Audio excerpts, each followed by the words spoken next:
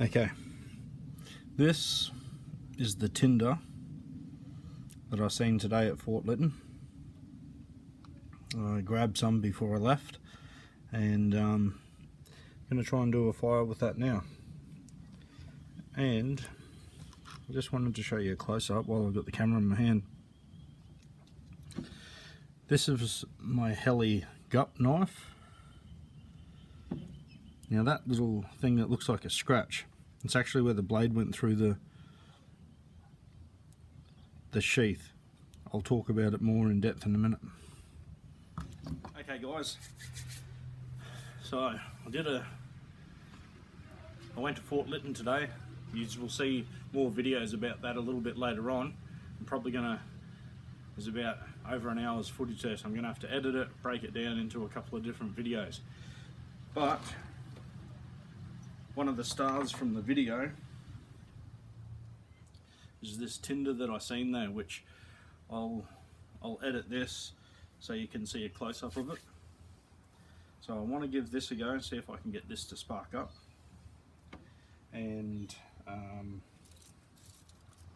just got a little bit of fat wood there, just some curls that I made with my Mora, and just for interest's sake, this time round I was just using this method. For those who don't know, planting the knife into some wood and then using and drawing the wood across the knife. Okay, so that's how I got these curls. Just something a little bit different. So let's get cracking.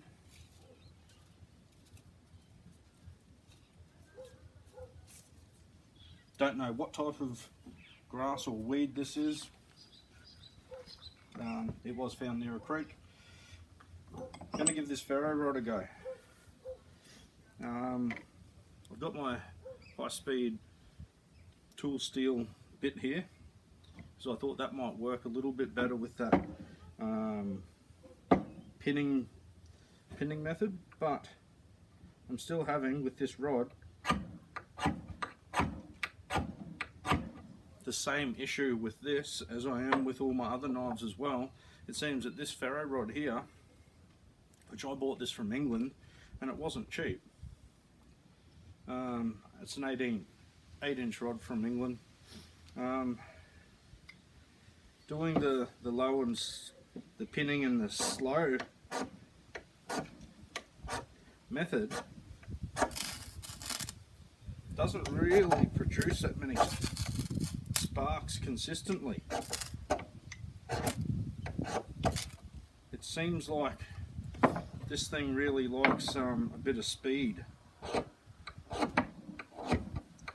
Like I'm putting a lot of force on that and it's getting no sparks. Same with the so a lot of force alone doesn't produce sparks from this rod. It requires a combination of speed. So anyway, we'll have a go in there. Yeah, oh, I did have a little flame though for a second.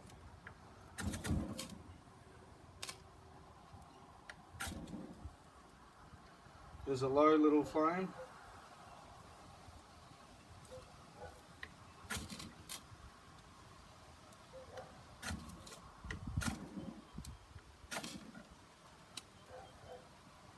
I am getting tiny little flames there, but they're not. I think it's the really fine little hairs are catching on, but the rest of it isn't.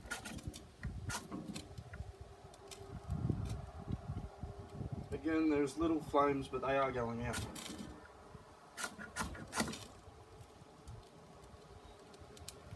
You might be able to see those ones.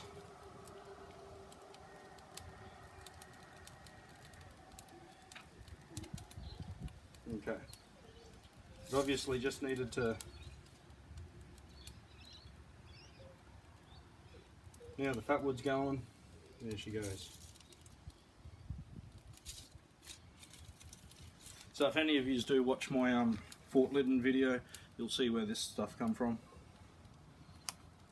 Might keep that aside, let it dry out. Okay, what else I did want to show you was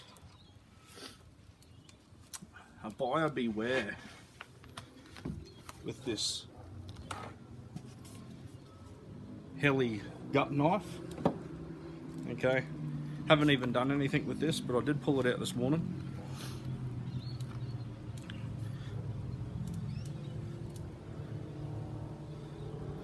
It's got a really nice feeling curly birch handle. It fills your palm really nice. So I'm sure this is going to be a good knife, and I am a really big fan of these no frills, taco style, lightweight little sheaths. Okay, what I have noticed though is it has, like, I don't know whether you call that a dangler or whether that's just a pivoting belt loop, but there is a rivet on the inside of that pivots,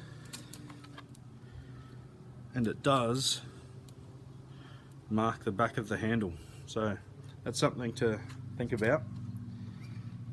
And the other thing is, well, is I had no idea until this happened, but inside there's like a little plastic inner sheath on the inside. Obviously that's to protect the stitching and all that of the sheath. However, there's nothing on here to show that there's any plastic in there, and in the dark you can't see it. I had to hold it up to the light, but when I was putting my knife back in this morning, it wasn't going in real easy, and I gave it a push, and the blade ended up coming out of the sheath itself. When I pulled it out and looked down into the light, I could see that I must have put the blade between the plastic and the sheath. It's not stitched or glued in place, it's just sitting in there. So that's something to be careful about with this knife in particular. That sheath inner it's just floating, and I'm sure I'm not the only one or the first one to do it, but that was pretty disappointing.